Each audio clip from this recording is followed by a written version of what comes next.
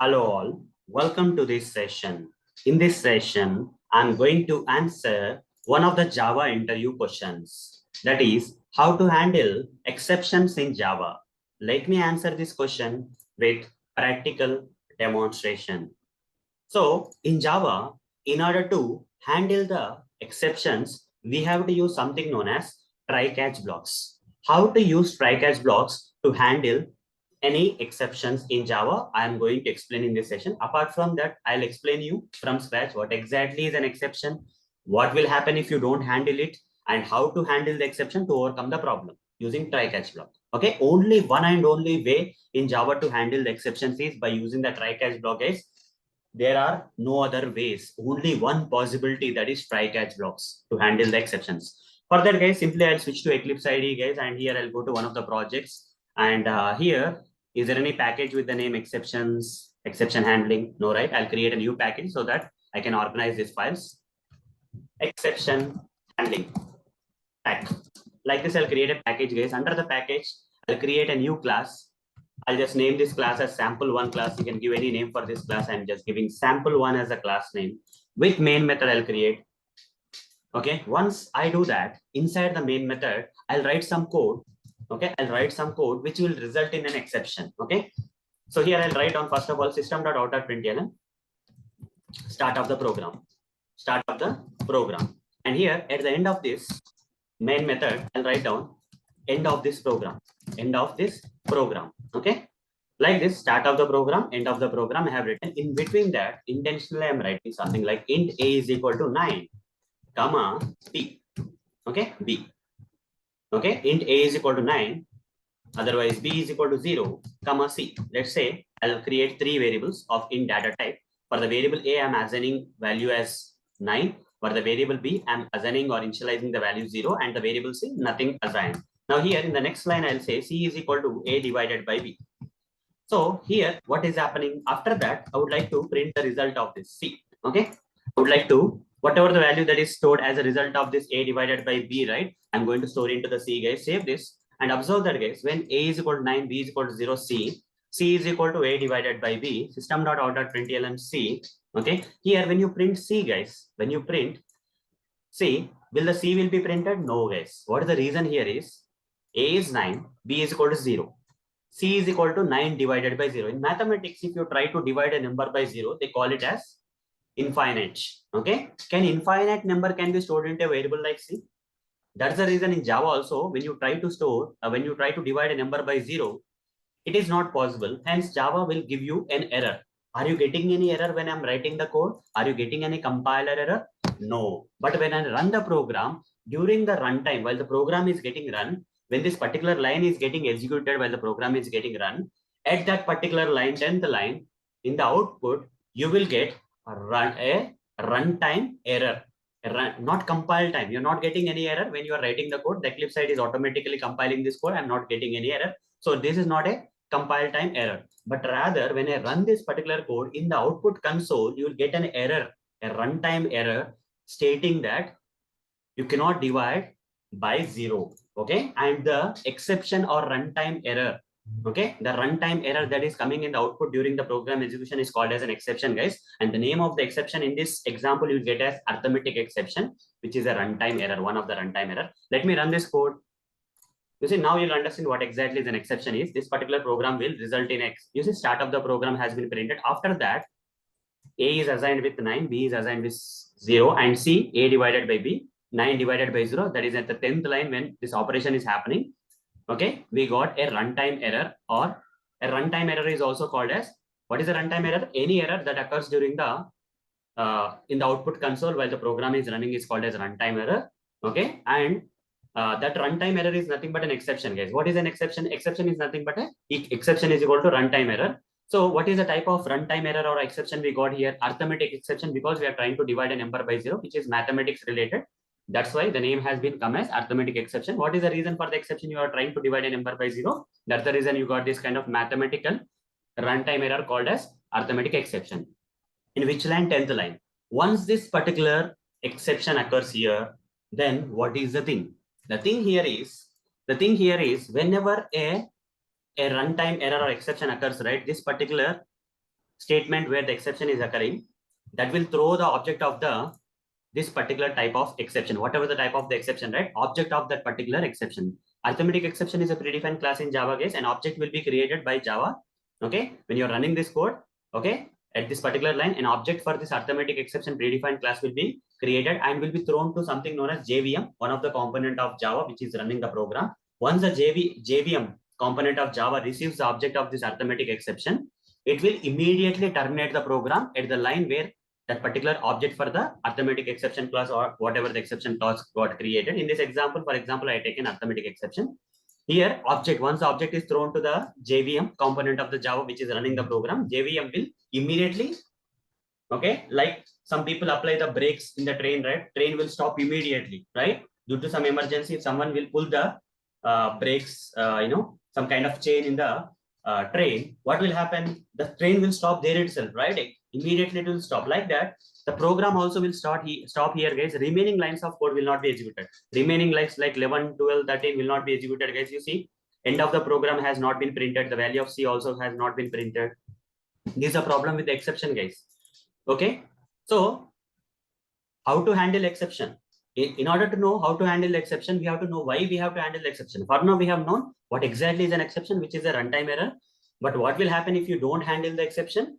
The program execution will terminate there itself, and the remaining lines of the code which are there after this particular line which is giving an exception will not be executed, and because of which, because of which the remaining lines of code will not be executed, because this line has given the runtime error. The program will halt here, and this highlighted lines are not getting executed. This is a problem with the exception. But what if exception will come? Still, if you want to run the program, despite of whether an exception comes or not, still you want to run the remaining portion of the code.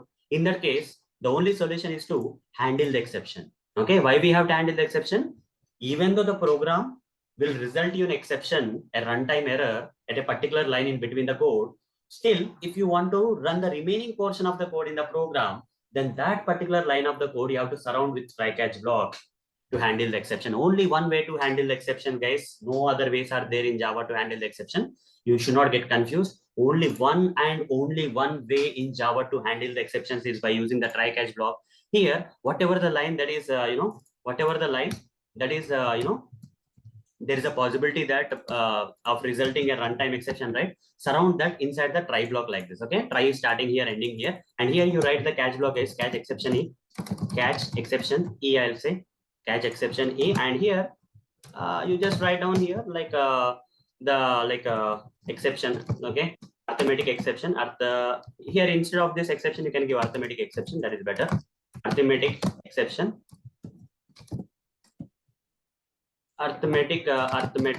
exception got handled here. Okay, so the problem here is, yeah, still after using try catch block there is a problem, guys. The problem here is int a is equal to 9, b is equal to 0, c is equal to a divided by b. So here what happens, guys? 9 divided by 0 will give you, will throw an object of the arithmetic exception class and give the runtime exception. The program has to stop here, but the object will not be thrown to the JVM component of Java. Rather, the object will be redirected to this catch block.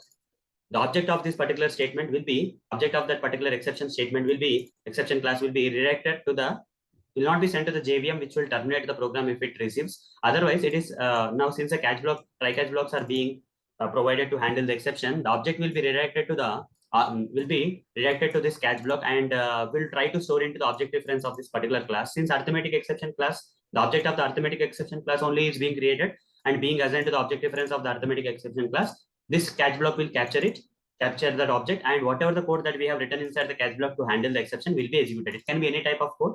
A normal print statement also we can write, or we can print the object reference here, or there are many other ways. But here, this statement will be executed and arithmetic exception got handled here will be printed. After that, how can you print the value of C which is not there?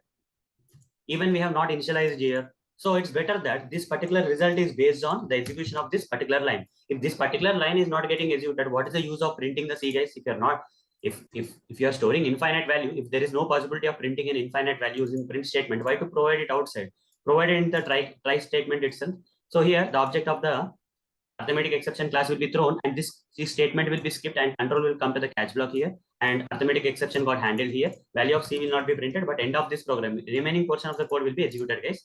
Here you see end of this program will also be printed to state that even after the exception got occurred here and got handled here using the try catch block, end of this program has been printed. This how using the try catch block we can handle the exceptions in Java, guys. The one and only answer that you have to give in the interviews, how to handle exceptions in Java means simple straightforward answer, try catch blocks. Okay, using try catch block we have to handle the exception. There is no other way, guys. Okay, so you can take a screenshot of this particular code, guys, if you want to practice in your machine. There's only one example of an exception that can occur. We have different exception types, like arithmetic exception is this one, array index out of bounds exception, okay, number format exception, like that, input mismatch exception, like that. Many type of exceptions are there in Java, but this one is very easy one, and most of the people use this particular arithmetic exception to answer this kind of questions in the interviews. So hope you have taken the screenshot of this code, guys. So with theoretical explanation and practical demonstration, I've answered this question for you.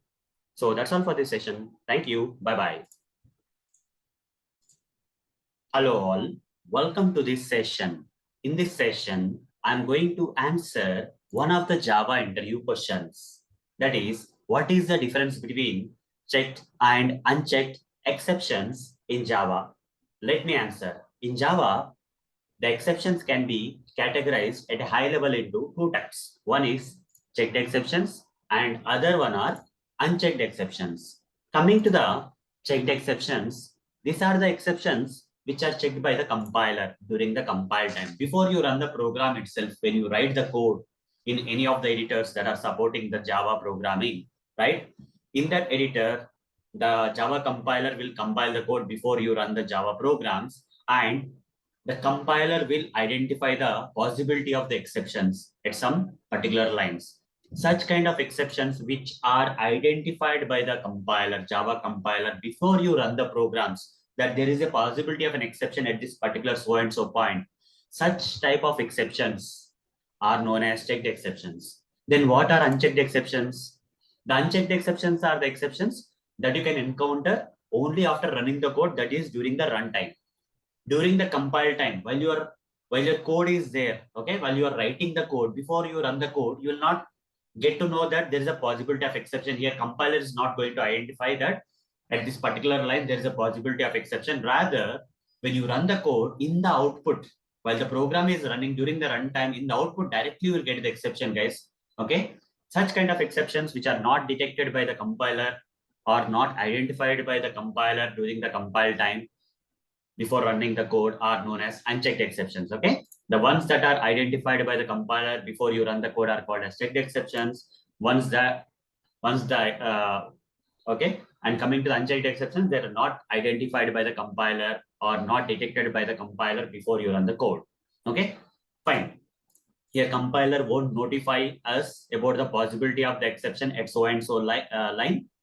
Only will come to know about this particular unchecked exceptions during the runtime, okay, in the output console when error is coming. Okay, and coming to the checked exceptions, compiler will detect them before you run the code itself. During the compile time only, the compiler will identify that there is a possibility of so and so exception at this particular line. Let me practically demonstrate, guys, so that it will be easy to understand for you. For that, I'll expand this project, guys. I'll expand this project. Here in exception handling mechanism, I'll just create a package, guys. I'll just name this package as 1.1 some sub package. I'll just move this earlier demonstrated files under this package, say okay. Along with that, once that is done, it's still going on. Once that is done, I'll create one more package here. I'll just name this package as 2, guys, .2, package 2. Press enter, and under the package, guys, under this package, I'm going to create a new class. I'll just name this class as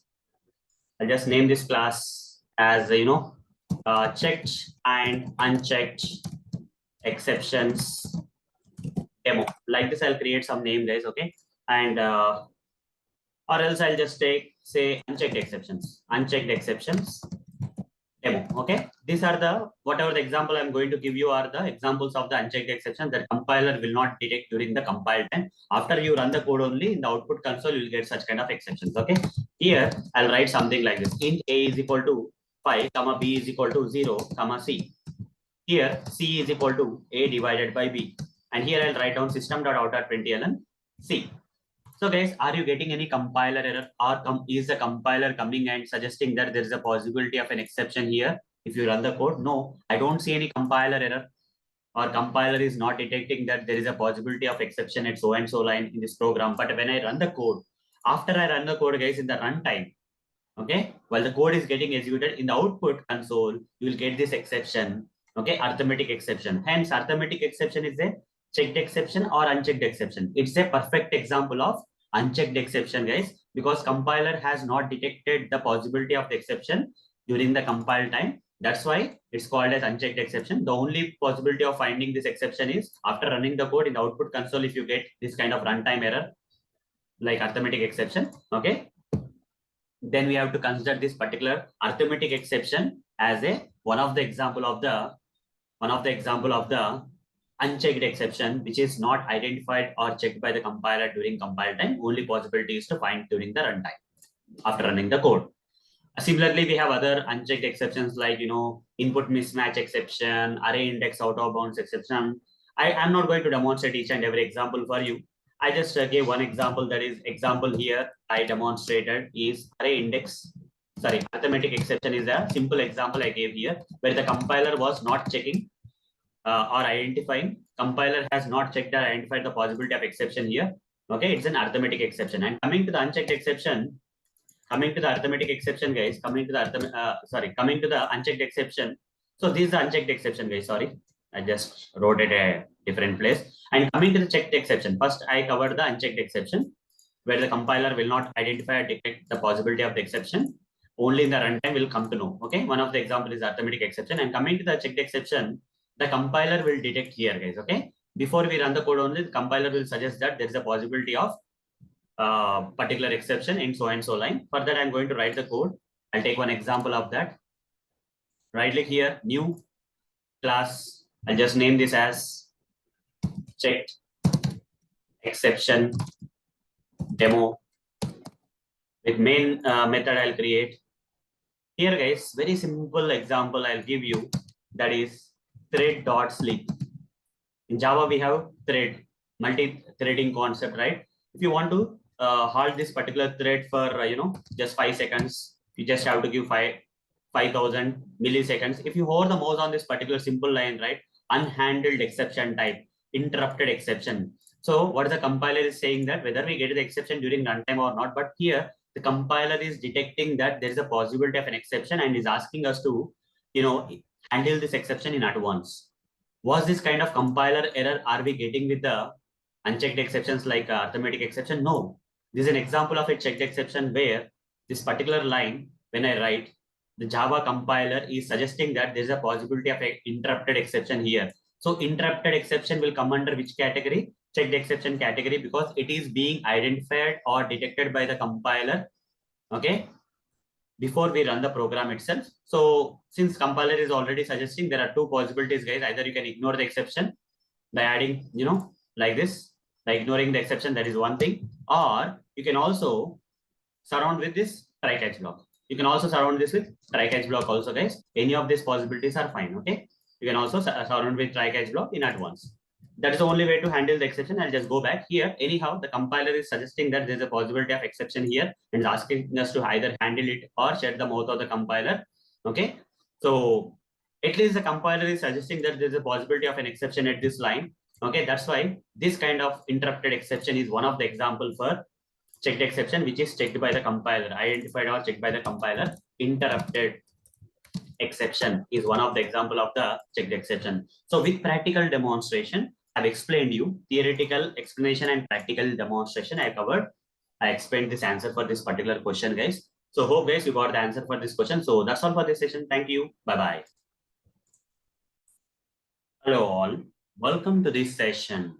In this session, I'm going to answer one of the Java interview questions. That is, what is the disadvantage of arrays and how to overcome it in Java. Let me answer this question first theoretically, followed by the practical demonstration. The straightforward answer for this question, that is, what is the disadvantage of using arrays in Java? The main disadvantage of using arrays in Java is arrays are fixed in size. Once you decide the size of the array, you cannot increase its size. Once you declare the array and create the array, from the next line onwards, you cannot increase the size of the array. Okay. While you are writing the code, when you have declared and created the array, in that line itself, you have to decide the size of the array. The next statements after declaring and creating the array, after that next statements, if you try to increase or decrease the size of the array, that is not possible at all. Okay. In fact, if you try to assign more elements to the array than its given size, you will get array index out of bounds exception also. So this is the main disadvantage of the arrays. Arrays are fixed in size. Once declared and created, the size of the array cannot be updated in the later parts of the program, later code in the program. Okay. The solution for this problem is we have to go with the collections framework. We have to go with the classes and interfaces that are there in the collections framework. The one such kind of main class that actually suits with this arrays, the same indexing concept, and it also stores a number of, here arrays will store number of values or objects, whereas ArrayList is such kind of thing, such kind of predefined class under the collections framework in Java, which actually suits this array and also will solve the problem of the arrays, guys. Okay. ArrayList is not fixed in size like arrays, though it can store a group of objects, but it is not fixed in size. Okay, while in the remaining portion of the code, after you declare the array list and after you create the array list, if you want to increase the size of the array list, you can do that without any problem. I'm going to show you that practically, guys. So simple answer for this question here is disadvantage of the arrays is arrays are fixed in size. How to overcome that? We can use something like ArrayList in collections framework to overcome this problem, whereas ArrayList in collections framework, which is similar to the arrays, is not fixed in size like arrays are fixed in size. So let me practically demonstrate this and so that let me practically explain this in a with the Java programs in a practical way, so that you can get the answer for this question in a better way and can understand in a better way. For that, I'll switch to Eclipse IDE, guys. I'll switch to Eclipse IDE, and here I'll write about arrays. I'll create a package like arrays, guys. Arrays. Okay. Array demo. Otherwise, array pack. I'll just rename this refactor. If you want to rename a package, write refactor, rename array pack. I'll simply write array pack here, click on finish. And here, right click on this and say new. Just say class, guys, and say array fixed size demo class with main method I'm going to create. With main method I'm going to create, guys. And here inside this, I'm going to create an array, guys. Integer array, AR is equal to new int of, here we have to specify the size of the array. If I give the size of the array as 3, after this declaration and creation of the array, from next line onwards, you cannot change the size of the array, guys, because this particular size is going to be fixed in the later part of the code. Whatever the changes you have to do with the size, you have to do here only. You cannot update the size of the array during the programming code. For example, here in the index 0, the first element of the array is at the index 0. Here size is 3. Total 3 elements I can store into this array. That can be, here in data type is there. So values you can store. If it is integer wrapper class, you can store objects also. But here the first element I'll assign 9, AR of 1, I'll say 7, AR of 2, I'll say 5. I'll say 5, guys. Okay. Is equal to 7 is equal to 5. Okay. Now system.out.println. Now simply write down system.out.println AR. Okay. Otherwise, you don't have to print it out, guys. Okay. You don't have to print it out. Here, how many elements are there, guys? 3 elements. If I run this code, right, I'll just write some print statement, end of this program. Okay. I don't want to print anything. I just want to say end of this program. Run this code. You will see that end of this program got printed. No error has come. Because the size of the array is 3 and have stored 3 values into this particular single array, it's okay. But if I try to store one more element into the array, one more value into the array, like 1 here, it's gone. It's gone, guys. Why? Because here you are going to get array index out of bounds exception, because the size of the array is fixed, guys. If you try to increase the size of the array, by adding more elements or more values into the same array. This will not change the size, guys. In fact, this particular statement, line 12, Java compiler is not giving you any compiler error or is not suggesting or identifying that there is a possibility of an exception here. But when you run the program, in the output, you'll get a compiler. You will get a runtime error. Okay, in compile time, you'll not get the error, but you will get an exception, which is nothing but a runtime error saying that array index out of bounds exception. In the line 12, guys, in the line 12, you got this exception, and the reason here is index 3 out of bounds for the length 3. How can you give index 3 when the size of the array is 3? Arrays are fixed in size. You cannot add fourth element into the array. That's what it's saying. In the index 3, you are trying to add the fourth element into the array whose size is 3. So arrays are fixed in size. This is not possible, they are saying. If you run this program, compile time, you'll not get any error. But after running the code in the output, you'll get a runtime error or exception known as array index out of bounds exception, which is nothing but an unchecked exception because it's not checked by the compiler. Okay, fine. Anyhow, so arrays are fixed in size. We have seen that if you try to increase the size during the program by adding more values, right, you are going to get array index out of bounds exception error in the output. ArrayList solution demo. Okay. So for this particular fixed size problem of the arrays, right, in the collections framework, exact match is ArrayList class. Okay. Using that, I'm going to give you the solution, guys, in the ArrayList. Okay. How to use ArrayList, how to create, how to define and create ArrayList. ArrayList, we have to write like this: a list is equal to new ArrayList. Like this, we'll write, guys. Okay. Put circular brackets and port the mouse and import this ArrayList from java.util package. And after that, you will get this kind of warning messages. We have to give the generic type depending on the type of the objects that you want to store into the array list. For example, I would like to store integer objects. Here you cannot give int primitive data type. Okay, integer, only objects, a group of objects can be stored into the array list. And here also you just provide less than greater than symbol. Optionally, you can also provide integer also. It's not compulsory, guys, to provide. Optionally, you can provide. Fine. Anyhow, if you remove also, no problem. Fine. Now, did I mention the size of the array list anywhere? In the array list, I have to mention the size of the array. But in arrays, I have to mention the size of the array, like integer array AR is equal to new integer array of 3 or something. I have given the size. But in the array list, I don't have to specify the size, guys, because the size of the array list is not fixed. Like arrays, array list is not fixed in size. I can add X many number of elements. I have to use the add method here. And here I'll add 9, let's say. This will be added at the similar to the arrays. Array list also will store this particular at the index 0. At the index 0, this particular element will be added. Okay, ArrayList dot add of 9, 5 at the index 1, 5 got stored. ArrayList dot add of 7 at the index 2. At the index 2, 7 got stored. At the index 4, at the index 3, at the index 3, 1 got stored, and so on. You can increase the size of the array list like anything, guys. There is no particular fixed size in the array list. How many add methods you want to call using this object reference of the array list class? How many times you want to call this add method? You can call, guys. There is no limit for that because the size of the array list is not fixed in size. Okay, that means during the declaration and creation of the array list, you don't have to mention the size of the array list. During the program, you can either increase or decrease the size of the array list. Okay, so here I'll simply write down system.out.println end of this program.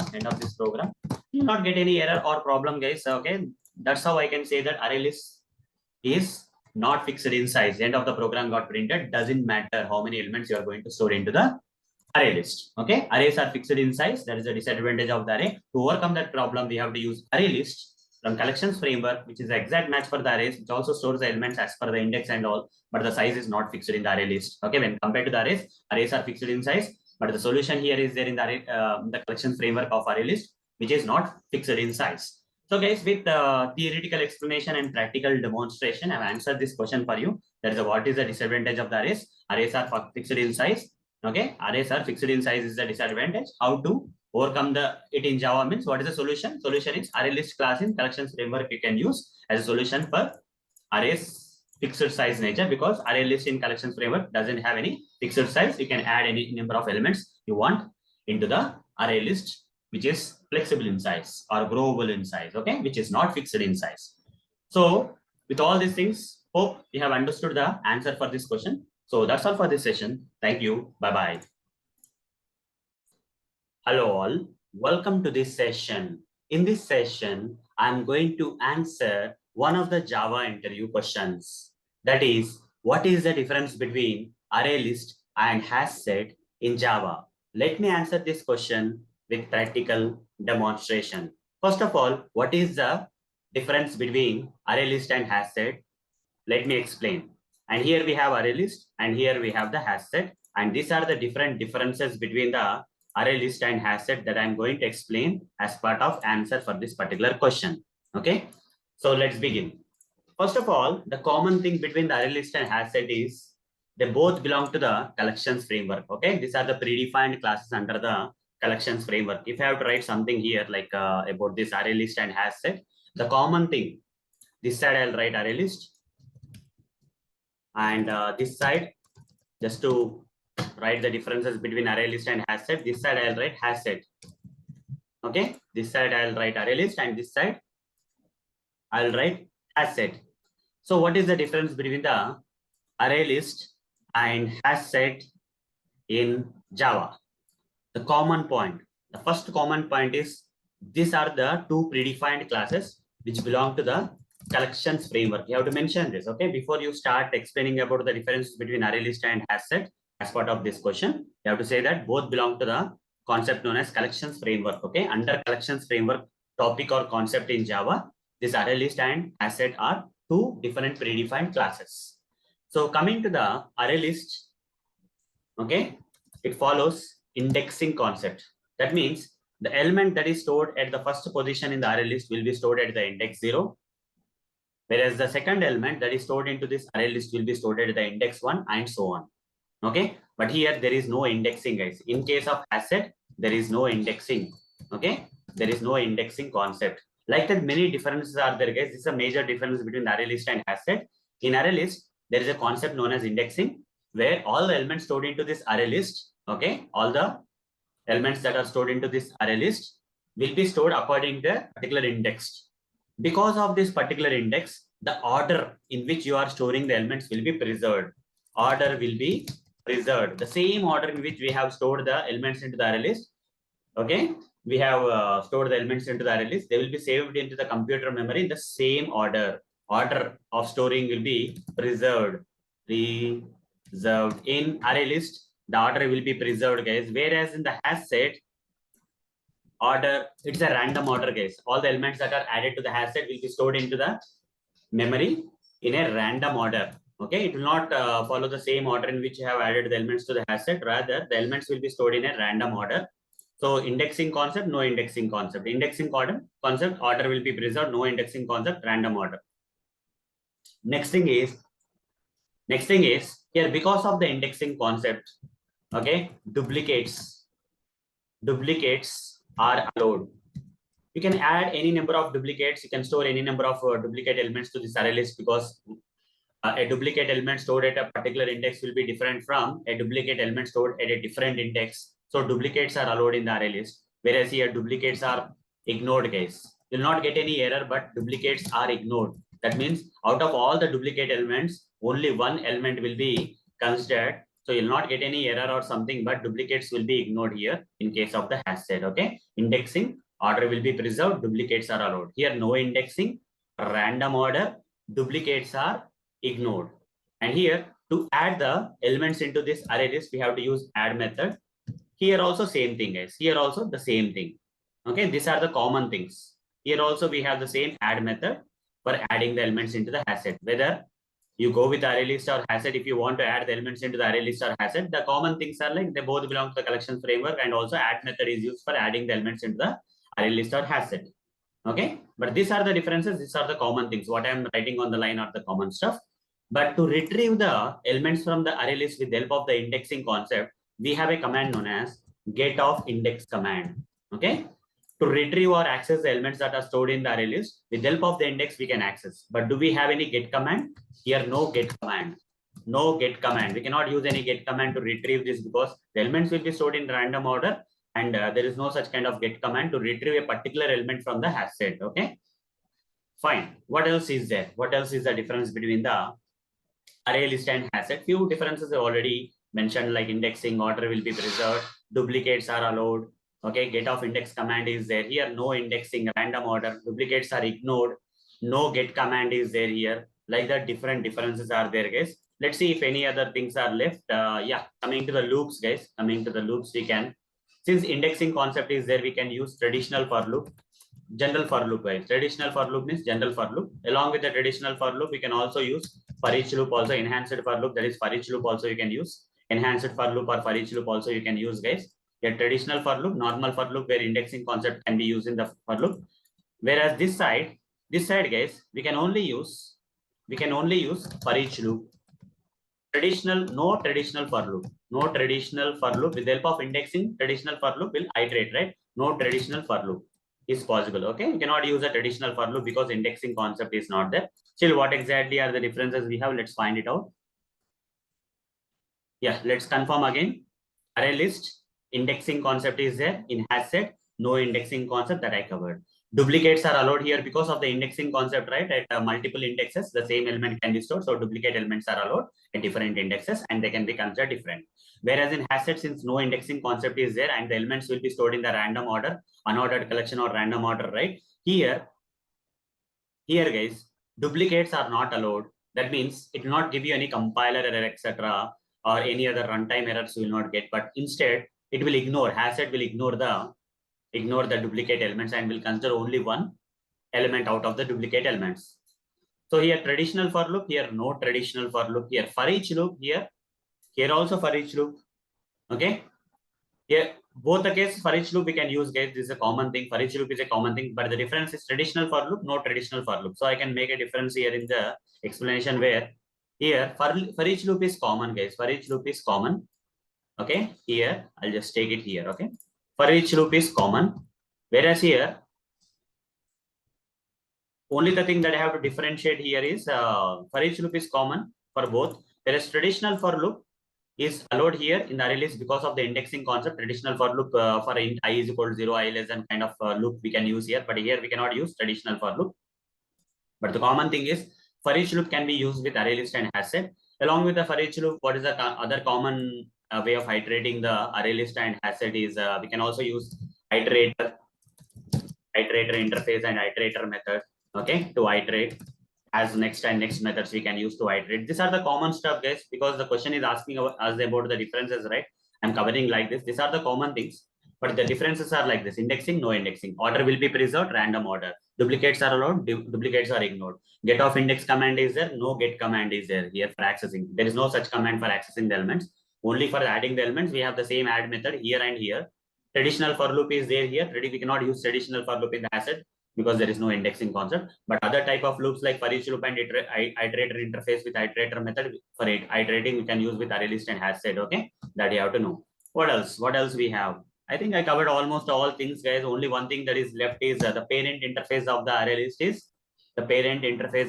is list interface. List interface is the parent interface of the ArrayList predefined class, whereas here set interface is a parent interface of the HashSet. Okay, and the common interface, common grandparent interface with ArrayList and HashSet is, what is the common grandparent interface? Collection is a grandparent interface, which is a common grandparent interface for both ArrayList and HashSet. Under the collection interface, parent child interface, list interface will be there. Under the list interface, we'll have the ArrayList. Here under the collection interface, we have the child interface as set interface. Under set interface, we have the HashSet. But the immediate parent of the ArrayList is list interface. The immediate parent of the HashSet class is the set interface. Okay, you have to understand these things, guys. Hope guys you got the idea about the differences between the theoretically ArrayList and HashSet. Let me practically demonstrate this thing for you. For that, I'll switch to this Eclipse ID in one of these projects. I'll go here and did I create anything related to collections framework, etc.? No, right? Collections framework pack. I'll just create one package, guys. Collections framework pack. Like this, I'll create a thing, and here under this, I'll create a class, guys. I'll just say ArrayList demo, ArrayList demo with the main method. I'll create. I'll explain one by one. First, I'll create an ArrayList, guys. First, I'll create an ArrayList. Inside this main method of this class, I'm going to create an ArrayList, guys, like this. ArrayList A list is equal to new ArrayList. ArrayList A list is equal to new ArrayList. Control Shift O, and here generic type I have to provide, guys. Let's say integer I'll provide. Otherwise, integer type of objects I would like to store here. Optionally, you can provide integer or you can keep the less than greater than symbol empty. But this declaration side, you have to give the generic type. this is how we have to create the array list, guys. After creating the array list, this particular predefined class is from collections framework. Okay, so now I need to add the elements to the array list. A list dot add of, if I say 9 here, this 9 will be stored at the index 0, guys. Okay, this 9 will be stored at the index 0. This 9 will be stored at the index 0. Index 0. This is index 0, guys. Okay, a list dot add of 7. If I say here, indexing concept will be there in the array list, guys. In the array list, the elements will be stored according to the index value. At the index 1, the 7 will be stored. Then if I say a list dot add of 5, okay, at the index 2, at the index 2, 5 got stored. A list dot add of, then say 2, let's say 2. Here at the index 3, at the index 3, element 2 is stored. A list dot add of 8. Here at the index 4, this got stored. A list dot add of, let's say 3. At the index 5, this 3 element is stored, and so on. Okay, so all the elements are being stored according to the given index, guys. This is the indexing concept will be there in the array list, guys.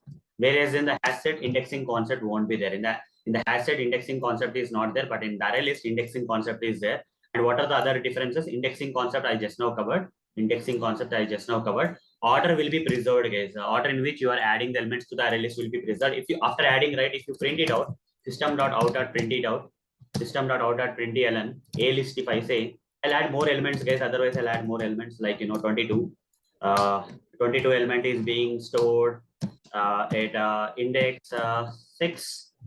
Then a list dot add. You can see the order is preserved here, like 99, index 7. Then here I'll say a list dot add of 17. Okay, this is index 8. Okay, then final one, a list dot add of 134.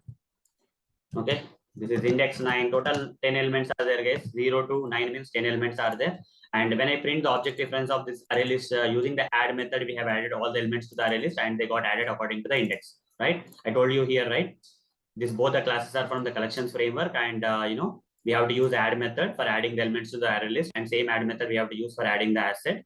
Okay, then what is the thing? Using the add method added, and I told you about the indexing concept. Okay, indexing concept. These are the indexing concept. Now, if I run this code and observe that if I print the object reference of this array list, right, all the elements that are stored in the array list will be printed in the output console. When you print the object reference of the array list, all the elements that are got stored into the array list will be printed. And see that the first 9 got printed, then 7, then 5. You see the same order in which we have added the elements to the array list. In the same order, they got stored into the memory, computer memory, and when retrieved also, we are getting the same order. That means order is preserved, guys. The order is preserved here.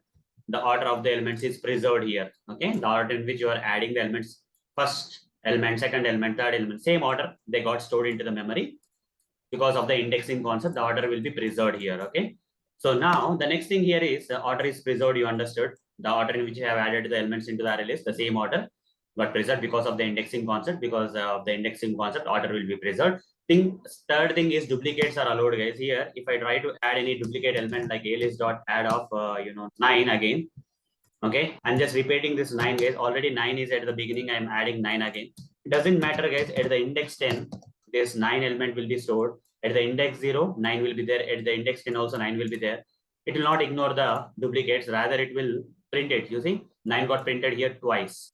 That means duplicates are allowed in the array list, guys, because this 9 is stored at this 9 is a different 9 because it's stored at the index 0, whereas this 9 is a different 9 because it's stored at the index 10. That's the reason duplicates are allowed. Duplicates are allowed. Then get of index. Okay, the next command is to retrieve these elements from the array list. We can use get command, guys. How means system.out.println a list dot get of, a list dot object reference of the array list dot get of. This object reference of the array list, similar to using the add method, right? We have to use get method. Here we have to provide the index, guys. If you hover the mouse on this, you'll get, you have to pass index here. Okay, get of int is the index here.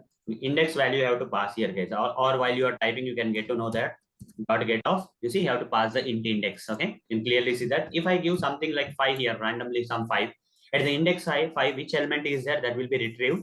Okay, The get method will retrieve the element that is stored at the index 5 in this particular array list. You see at the index 5, this is the index 5, guys. At the index 5, which element is stored? 3. 3 will be retrieved and printed, guys. Using the get method, we can retrieve whatever the element we want from the array list, guys. Okay, we can retrieve whatever the element we want from the array list. So 3 got printed here, as you can see, clearly see 3 got printed. So get of index method is there in the array list, but we don't have the get method in the hash set. Okay, and the traditional for loop we can use. Okay, instead of using this one, right, I'll write some for loop, right, for int I is equal to 0, index I is equal to 0, index I is equal to 0, I less than a list dot size, then semicolon I plus specify, right. Okay, now run this system dot out println a list. Okay, a list dot get of index I have to give. If I give the value I here, you see I can use the traditional for loop here. Because of the indexing concept, we can use this traditional for loop. Int I is equal to 0, index is equal to 0, I less than a list dot size. The size of the array list, what is the size of the array list? 0 to 10 means 11. I less than 11. 0 to 10. It will iterate from 0 to 10 because I less than 11 means up to 10 it will iterate. And every time it iterates, right, a list dot get off. In the first iteration, I will be 0. Get of 0 means 9 will be retrieved and printed. Then in the next iteration, index of 1, I will become 1 and 7 will be retrieved. Like that till 9 it will be printing, as you can print like this. We can use a traditional for loop in the array list case, but we cannot use this traditional for loop which uses the indexing concept for iterating all the elements in the array list. The HashSet we cannot use because in HashSet we don't have indexing concept. Okay, so here we have the traditional for loop and we don't have the traditional for loop in the HashSet. And the parent interface of the array list is a list interface, right? You can create an object for the array list and assign to the object reference of list interface like this. So okay, because list is a parent interface of the array list class, and import it. And you see it's working fine. I'll just copy this list here. Generally, a lot of people, developers will write like this only. Instead of writing array list, a list is equal new array list, they will be writing list is equal new array list. So get used to it, guys. Okay. The parent interface of the array list class is the list interface, guys. You can use list.add and all the stuff. You can use a list also, but it's better to use list here. For reading purpose, it will be good. Okay. You run this code, you'll not get any differences, guys. It will be working fine. You see, these are the differences between the array list. Here, list interface is the parent interface of the array list, guys. Okay. And the common things I'm not going to cover, guys. Grandparent is of the array list is collection interface. HashSet grandparent is collection interface.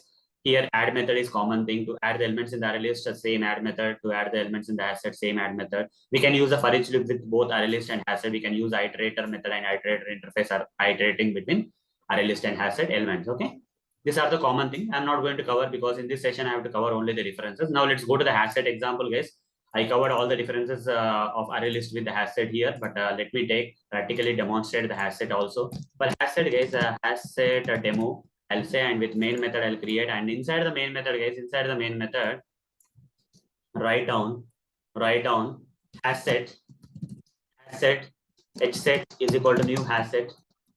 Like this, you can create an object for the HashSet and Control Shift O, guys. It will be automatically imported from java.util package. And here, generic type we have to provide.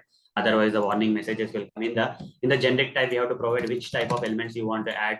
Okay. And I'll do one thing. I'll just copy all these elements, guys. Copy all these elements. Okay. Just to save the time, I'm copying all the elements, guys. Okay. Why to give the elements again? Here, indexing concept will not be there, guys. Here, indexing concept won't be there while you are adding the elements to the HashSet. Using the same add method, we can add the elements to the HashSet. That's why I copy pasted here. I'll remove all these comments here. I'll remove all the comments. Just to take the same examples of these elements, right? I just copy pasted. So what if I add the same list of elements in the array list, and what if I add the same list of elements in the HashSet? There should not be any difference. Okay, that's what I meant to say. And here, HashSet dot add, you have to say using the object reference of the HashSet class. We have to call these methods, guys. We have to call these methods using the object reference of the HashSet class. Okay, like this. Once this is done, now the things come. Okay, there is no indexing concept. First thing is that this particular element is not stored at the index 0 or something like that. There is no indexing concept. You see, there is no indexing concept, and the elements that you are storing into this HashSet will be stored in a random order, guys. They will not be stored in the same order in which you have added. If you try to print the object reference of the HashSet, you will get that in the output. You see, the order in which you have added elements to the HashSet, they will not be stored here. You see, you added 9 here, but the first element is coming as 17, then 2. Then 2 somewhere here it is added, but it's coming in the second position, then 3, then 99, 5, 22, 134, 7, 8, 9. Okay. So that means that here random order, guys. This is neither ascending order nor descending order. It is a random order. So here, the thing here is random order. Okay. The elements in the HashSet will be stored in the random order. We don't know in which order they will be stored, but it will be stored in some random order. Then duplicates are ignored, guys. For example, here, along with this 9, at the end also I added one more 9. But out of these 2 9s, how many 9s got saved in the memory of this HashSet? 1, 2, 3. You see, here 17 is there, 2 is there, 99, 5, 22, 134, 7, 8. Only 1 9 is there. But how many elements I'm adding to the HashSet using that method? 2 times. But only 1 is there. So duplicates got ignored. You will not get any compiler error or runtime error when you run the program. Okay. But only 1 will be considered out of this duplicate elements. Okay. Then there is no get command, guys. We cannot access these elements that got added to the HashSet with the help of get command like the system.out.println, system.out.println, HashSet.get command is not there, guys. Get class and all those things are there, but get command is not there. So we cannot use a get command, guys. We cannot use a get command. So there is no get command here in the HashSet. We have get of index in the array list, but we don't have any get command in the HashSet. Then here traditional for loop we can use. Here we cannot use traditional for loop, guys, because there is no indexing concept. I cannot write for int I is equal to 0, I less than, I cannot write. If I still want to iterate through this HashSet, right, we have to go with the for each loop, guys. That's the only way. For each and every element in this HashSet, it is of integer type. So integer e colon the name of the object reference of the HashSet and print it out. This is the for each loop, guys, enhanced for loop, but we cannot use this for each loop. We can also use with ArrayList, but in ArrayList, traditional for loop also we can use, but that traditional for loop using index values and all, we cannot use in the HashSet. But if you want to still iterate, you have to use a for each loop that can even be used with ArrayList also. Okay. So right click run as Java application and observe that all the elements of the HashSet will be printed here.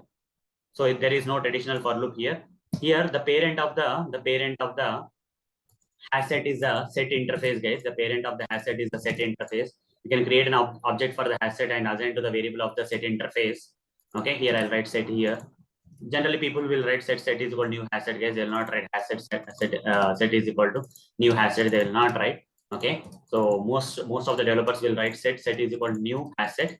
Okay, object cannot be created for the interfaces in Java. So objects will be creating from the child classes and assigning them to the object reference of the parent interfaces.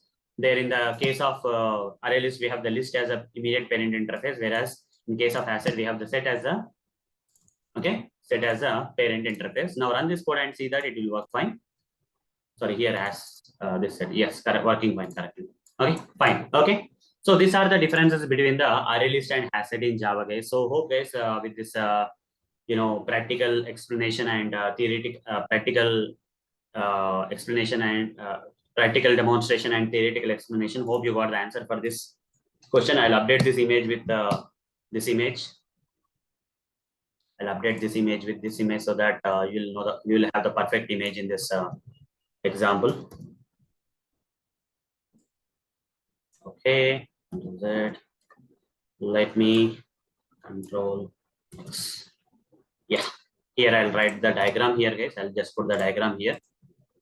Okay, so that you can have that in the notes. You can have this diagram in the notes, guys. Where is this coming? Okay, Control Z, Control Z, Control Z. Yeah, fine. I just want to maximize it. That's it. Fine. Okay. So these are the differences between the ArrayList and HashSet in Java, guys, and with practical demonstration and theoretical explanation, we answered this question for you. So that's all for this session, guys. Hope you got the answer for this question. That's all. Bye, everyone. See you in the next session. Bye.